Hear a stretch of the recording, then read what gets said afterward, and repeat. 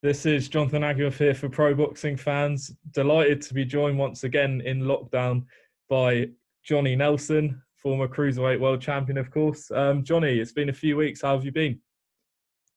I'm all right. I'm all right. I see the lockdown's caught up with you. The hair, the beard, the hair, the hat. You got to rock it up. But it's all right. So there's a light at the end of the tunnel now, as we see things are slowly but surely starting to loosen up a little. So as a boxing fan, it's a great place to be. You've got some of the memorabilia in the background, some belts up there. What belts you got up there? Is it your old world title? Lonsdale belt. That was the first one I won. I think it was 1980. God, I sound old. 89, I think. And then that was against Ian Bullock. I've got the world title belt. That's what I won against Carl Thompson, 1999. The European belt's there, and just a few pups somewhere else as well. So I gave one of the Europeans away to Brendan, and I gave the other Lonsdale belt I won 10 years later to Naz, Princess Hamid, because it was the only title he'd not won. So I gave it him as a birthday present. Well, certainly a much nicer background than mine, I'll say that. Let's jump straight into it. Yesterday, we heard the news broke that terms have been agreed. Anthony Joshua and Tyson Fury, 2-fight deal for 2021. We know there's a lot of obstacles in the way of this fight, but it is a good start. What was your reaction, first of all, to that news?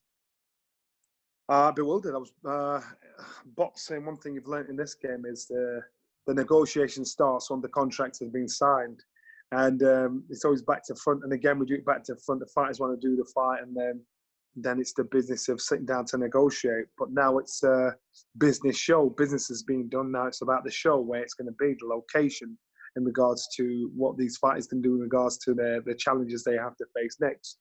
So the business side is done, which is usually the hardest. That's why it's such good news.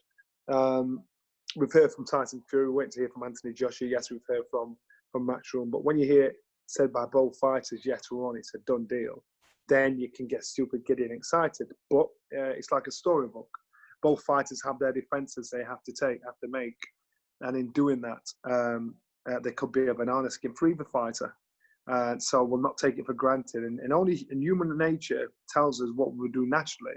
You want to look past that. You can't help but think about that, because it's just all what people are talking about.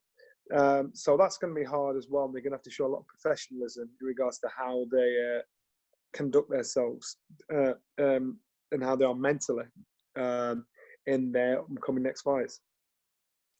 I mean, both of them have had a number of fights over their careers, but with that carrot dangling of this undisputed fight going into 2021, do you think that will affect their mindsets at all going into their next fights? Without a doubt. That's what I said. But they've got to be totally professional and put it into a compartment. Without a doubt, it would be with anybody. But you just keep. I think for the fighters, the threat of losing that unique position will make them train twice as hard and prep twice as hard for their next fight, because they want that fight so much.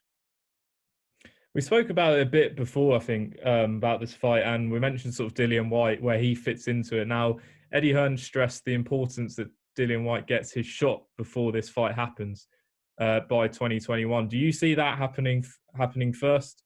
Dillian Whyte to get a shot before? If we lived in an ideal world, Dillian Whyte would have got his shot already. Yes, he should get his shot. And that'd be Tyson Fury. The situation now is where is Deontay Wilder? What's the situation? We're hearing about some operation. We hear about him having time off. So that means legally, or the only person Tyson Fury can fight in between that is Dillian Whyte. Now, and that is if Deontay Wilder said, "Well, I won't be ready until the middle of next year." That means Tyson Fury's almost had a year and a half off. And so he'll want to fight. So what does he do? He can't find anybody else. He can't have a little touch it warm up. He's got to fight Dillian Whyte. So it all depends on Deontay Wilder and where he is physically, where he is business wise, what he intends on doing. How excited are you for this fight? And where does it rank for you? Should this come off? This is so intriguing, and especially for two Brits, for the undisputed. This is history in the making. I think the build up to this fight is going to be mad. The gate for this fight is going to be mad, and I think it'll be box office. I really do think it'll be box office because these guys have hit the headlines for their own on different paths, but for their in the same direction for their own reasons. I mean, for this fight to happen, you'd think with Tyson Fury, with BT Sport and obviously ESPN in America and Joshua with Sky Sports, that like Fury Wilder too, the two networks would have to work Yeah, together. Do you see that having no issues at all, or will there be no. Well, it's difficulty? shown it's been done in the past and it can be done again. I think, and I'm quite sure if these guys have spoke about and they said the deal's been done, the TVs will find a way to split what they have or split how they're going to do it. And a little bit of a massive pie is better than nothing. In terms of the location, I think that's especially in the UK. The UK fans want the fight to be at Wembley. Um, Obviously, the money seems to be elsewhere. For you, how important is this fight, or at least one, to land in the UK? Or historically, a lot of the biggest fights have been outside of the UK. You think of the Thriller in Manila, the Rumble in the Jungle. What even Lennox Lewis against Hasim Rahman in South Africa? How important is maybe one out of the two to land in the UK, or not so?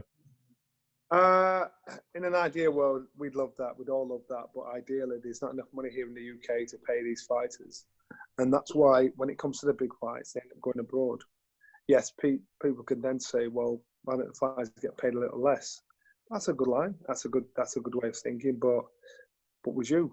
So these fighters are going where the biggest purse is. You're still going to watch it, even though you don't like the fact that it's not on your home turf, on turf. And I'm quite sure both of them would love to fight here in the UK. But I do believe that that's business, and the businesses are going to go where the money is because people are still going to watch it. And so I'd be very surprised if we managed to get this fight in the UK in any of those two fights. I mean, stylistically, which version of the pair have to turn up in each scenario? So if you look at sort of Joshua's sort of early career, he was sort of steamrolling everyone. And then, we obviously saw a much different side of him against Ruiz in the rematch. With Tyson Fury, again, people didn't expect him to knock Wilder out. So which version would you say, has to turn up from each of them to beat each other? The best Makes sense. best version, I think, has to turn up. If anything below par for any of them, that signals the end. Tyson Fury needs to box to the best of his ability. He needs to be sharp, smart, aggressive. The way he boxed Deontay Wilder. Anthony Joshua, he needs a combination of his aggressive, attacking, knockout style, but that sweet science of boxing that we saw in his last fight. And so it showed both fighters could formalize a game plan to make sure they win the fight. So it's a case of whose game plan is going to be better. I don't think, bar injury, I don't think any of them will have a bad game plan. But it's just who's the best warmonger, should I say, when it comes to trainers and prepping for the fight. For each of them, are they each other's hardest opponent to date? Yeah. Yeah. For Tyson Fury, I thought his was Deontay Wilder. He smashed Deontay Wilder up. For Anthony Joshua, I thought his would have been Deontay Wilder, Dillian Whyte, or Tyson Fury. But we saw him get shut down by Ruiz. I think now he made a mistake and he's adjusted that mistake. It's the hardest fight for both fighters because both fighters are probably the same position in their career in regards to physically maturity and things like that. At this stage, do you have a gut feeling towards either side at this very early stage? I can speculate like everybody else can. I think if you went the distance, I'd say Tyson Fury because he showed that so far. He showed that he's got that superior boxing IQ. For that knockout power, I'd go with Anthony Joshua. And remember, Tyson Fury beat Deontay Wilder by boxing him up, beating him up, boxing him up, not by one-shot knockout power, whereas Anthony Joshua can box as well as bang. I like both fighters a lot, and I'm quite sure the other would probably be peeved that I picked the other. Oh, I thought the other would win. It's just my opinion. It's just what I see. And so plus, let's get close to it. Let's see what happens in training camp. Let's see what kind of stories we hear. And that's when you can make a reasonable call on who you think could win or not. Tyson Fury said some comments to BT, I think, a week ago or so, about how he would fare in the different eras. And he sort of said that he wouldn't lose to anyone of any era. Which era do you think would maybe give him the most trouble, or which era would he be most successful in? I think he's right. I think he'd be hellfire for anybody. Look at the size of him. Look at the speed he's got. Look at the awkwardness about him. And so therefore, I think that he could actually compete in an era. Would he be as successful? I don't think so. Would he be someone to record with? Yes, and that's why he's right in saying he could compete there. He could do what he has to do. I'm trying to think. So you'd look at because plus Tyson Fury, look at the size of him. He'd be massive. Even in the early days of our league, he'd be a complete giant. Then you look before that, you look at the likes of when the gloves are small, you've got aggressive fighters. And I think styles make fights. And remember, Tyson Fury's style is what it is because he's looked at the history makers. So it's a bit hard to compare the two because he's basically saying, give me all your ideas, give me all your game plans, and I'll come back in time and fight you.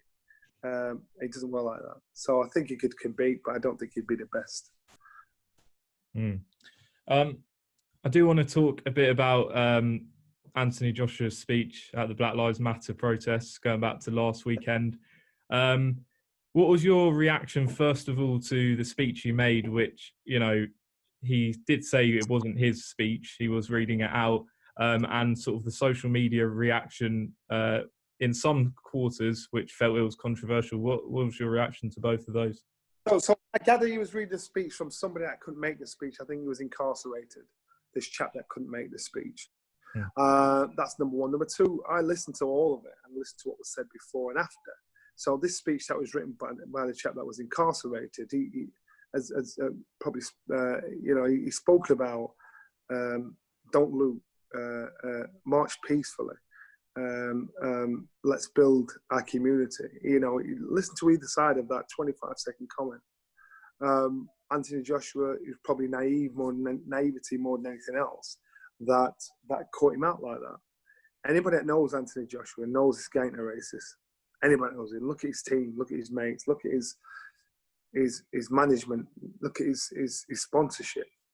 That's number one. Number two, if it's something that he really believed in on such a big stage to say such a thing, you would stick to what you said no matter what. So if he really believed in that, and that's what he meant, then the next day when all the backlash is there, he'd be saying no. He'd be saying no. But what he did was he said, no, I didn't mean it like that. That's not what I was trying to say. And because if you believe something and you're courageous enough to say it on a massive stage, you make sure you back it up. Otherwise, there's no point in saying it. And you look soft.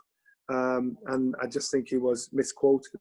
I think he was naive in regards to reading in regards to what he read, instead of thinking, right, this is how this could pan out. And it's just something that he's got to address. He'll have to come out above the surface and say, listen, and I understand the frustrations of many, because if you think it was a white lives rally and a white guy stood there and said, don't buy from their shops, I can see the anger, I can hear the frustration, so I can hear what people are saying. So you've got to break it down, use your brain, put it into context. I understand both sides of the fence.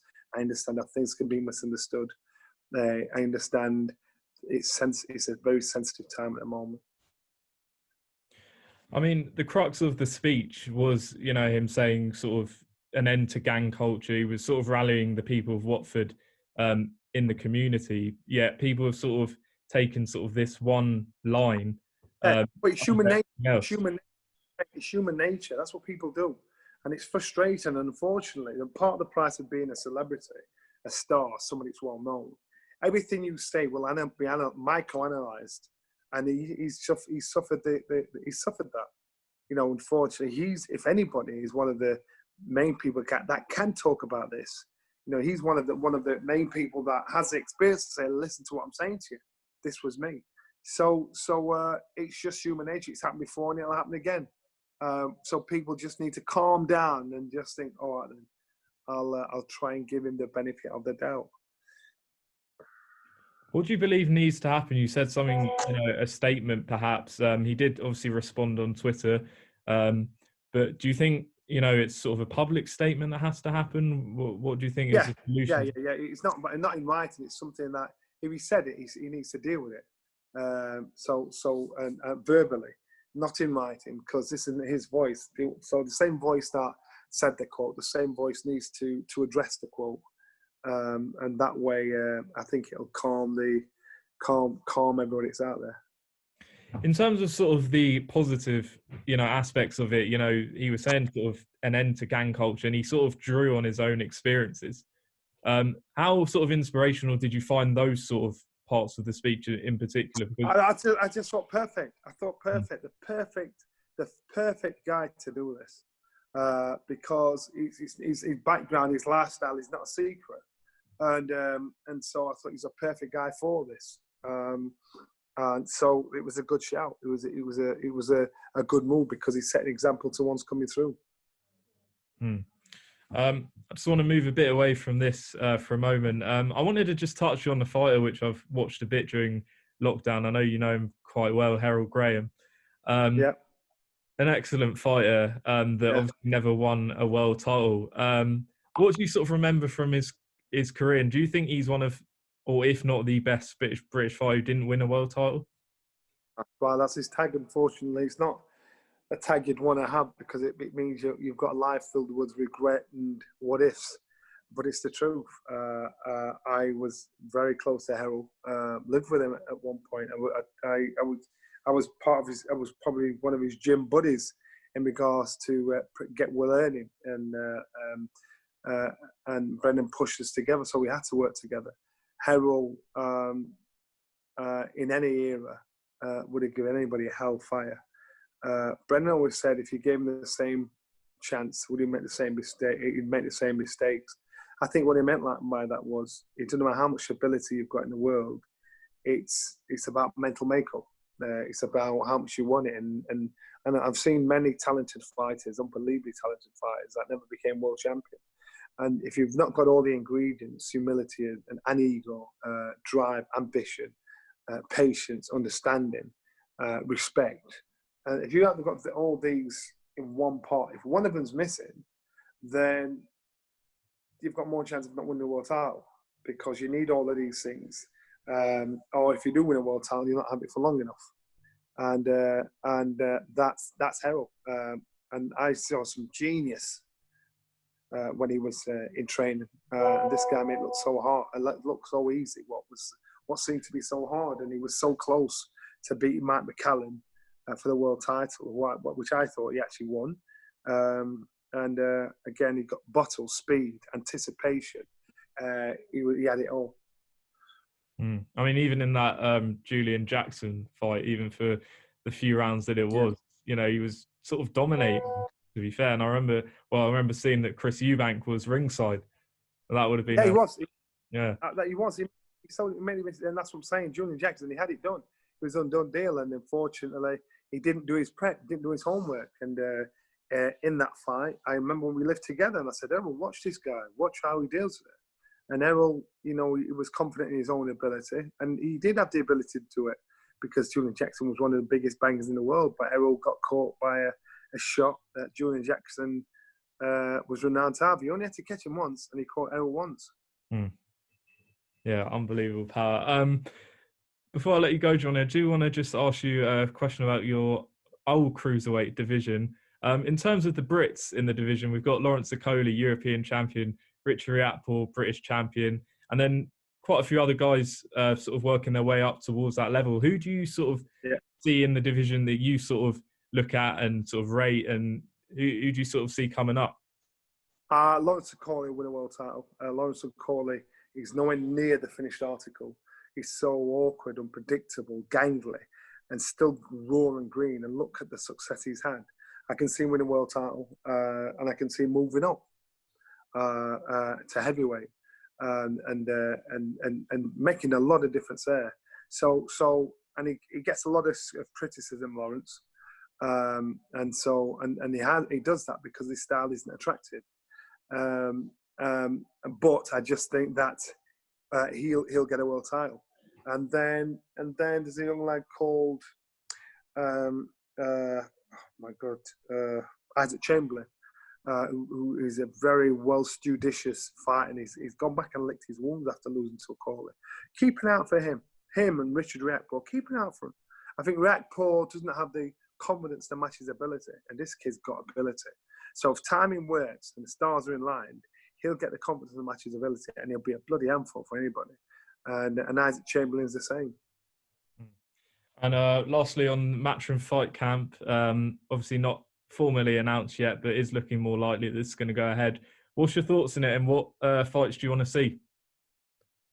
Oh my God, there's a lot of domestic fights that now can be made, and I think we're going to start off the traps with speed. And I just think domestically, you know, there's Eggington. Eggington is fighting. Oh my God, who's he got? I just named it yesterday. I can't remember his name. Sam Eggington's going to be in the mix. You've got Conor Benn trying to call out Ashley Theophane. You've got some really interesting, intriguing fights that I could name on, go on and on and on. And these guys, they will set the bushes on fire, because potentially they're going to be the pay-per-view stars of the future. Definitely. Johnny, thanks very much for coming on again, giving us some time, and hope to catch up with you soon when Fight Camp gets underway. Anytime.